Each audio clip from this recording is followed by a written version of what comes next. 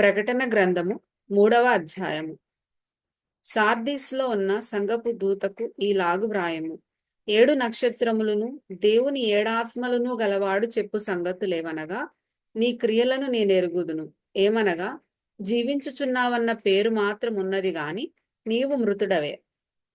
నీ క్రియలు నా దేవుని ఎదుట సంపూర్ణమైనవిగా నాకు కనబడలేదు గనుక జాగరూకుడవై చావనయున్న మిగిలిన వాటిని బలపరుచుము.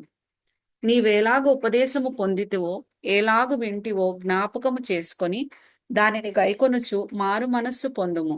నీవు జాగరూకుడవై ఉండని ఎడల నేను దొంగవలే వచ్చెదను.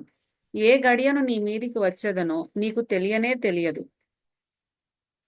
అయితే తమ వస్త్రములను అపవిత్రపరచుకొనని కొందరు సార్దీస్‌లో నీ యొద్ద ఉన్నారు.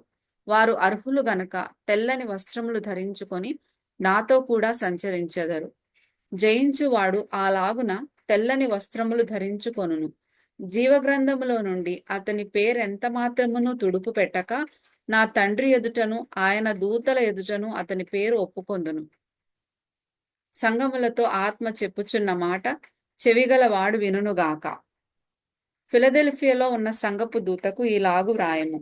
దావీదు తాళ్లపు చెవి కలిగి ఎవడునూ వేయలేకుండా తీయువాడును, ఎవడునూ తీయలేకుండా వేయువాడునునైనా సత్యస్వరూపియగు పరిశుద్ధుడు చెప్పు సంగతులేవనగా, నీ క్రియలను నేనెరుగుదును. నీకున్న శక్తి కొంచెమై ఉండినను నీవు నా వాక్యమును గైకొని నా నామము ఎరుగననలేదు. ఇదిగో, తలుపు నీ ఎదుట తీసియుంచి ఉన్నాను, దానిని ఎవడునూ వేయనేరడు. యూదులు కాకయే తాము యూదులమని అబద్ధమాడు సాతాను సమాజపు వారిని రప్పించెదను.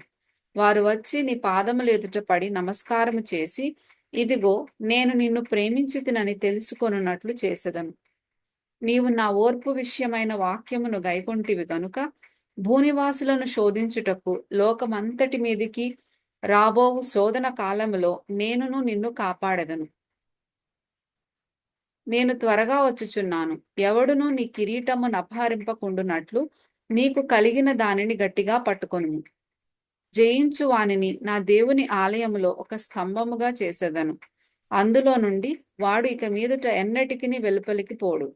మరియు నా దేవుని పేరును, పరలోకములో నా దేవుని యొద్ద నుండి దిగివచ్చుచున్న నూతనమైన యెరూషలేమును, నా దేవుని పట్టణపు పేరును, నా క్రొత్త పేరును వాని మీద వ్రాసెదను.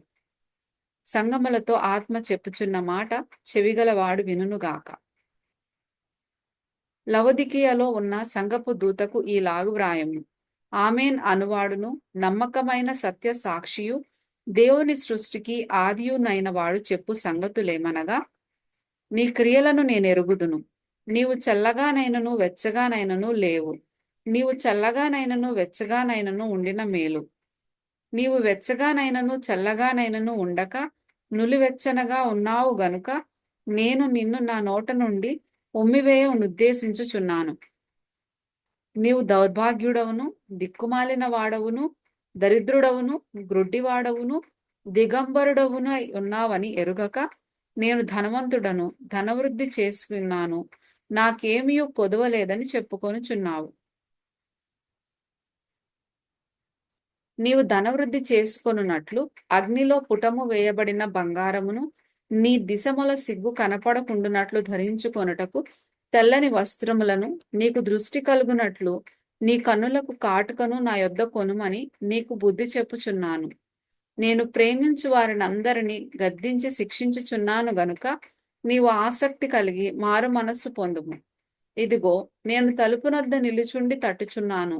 ఎవడైనను నా స్వరము విని తలుపు తీసిన ఎడల నేను అతని యొద్దకు వచ్చి అతనితో నేనును, నాతో కూడా అతడును భోజనము చేయుదుము. నేను జయించి నా తండ్రితో కూడా ఆయన సింహాసనం నందు కూర్చుండి ఉన్న ప్రకారము జయించు వానిని నాతో కూడా నా సింహాసనము నందు కూర్చుండనిచ్చెదను. సంగములతో ఆత్మ చెప్పుచున్న మాట చెవిగలవాడు వినుగాక.